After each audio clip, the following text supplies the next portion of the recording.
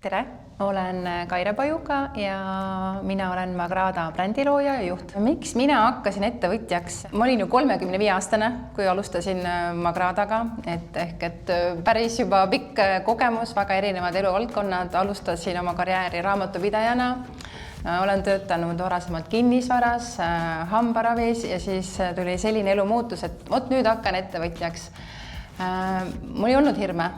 Aga ma soovisin ise oma elu korraldada. See oli soov, võib-olla väga naiivne, aga kas või magada hommikuti mõnel hommikul natukene kauem või minna puhkusele siis, kui just mina soovin minna.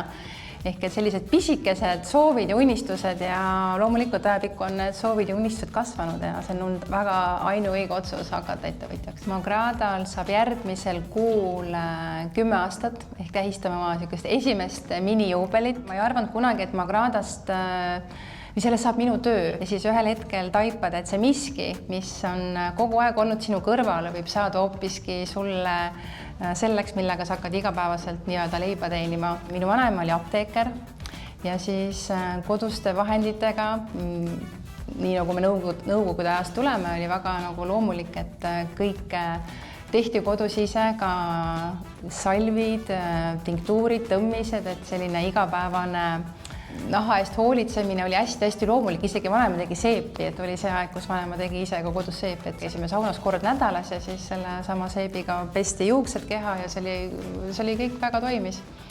Et see vanaema poolt saadud tarkus siis kandus üle nagu minu lapsele, et kui Lisanna sündis, ma olin ju 18.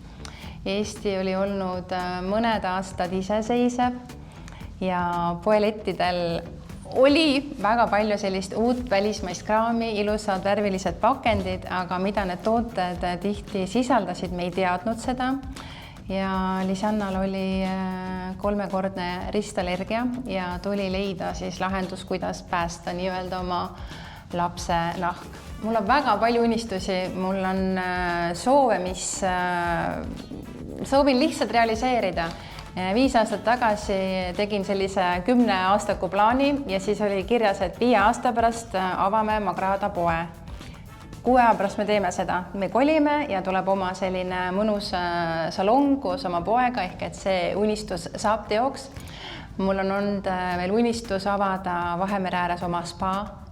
Kuna mu abikaasa on itaallane, siis see tuleb, aga ma ei tea, mis aja peale ta tuleb, aga ta tuleb kindlasti, et see on kindlasti üks suuremaid unistusi, mis saab teoks. Nõu, mis ma annaksin alustavale ettevõtjale, mitte kunagi ei ole hilja alustada, ehk mina olin ju 35, kui alustasin.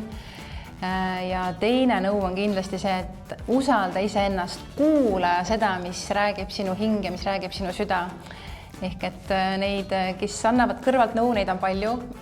Neid tuleb ka kuulata, aga tuleb jääda iseendale kindlaks ja uskuda seda, mida sa teed, siis õnnestub ka.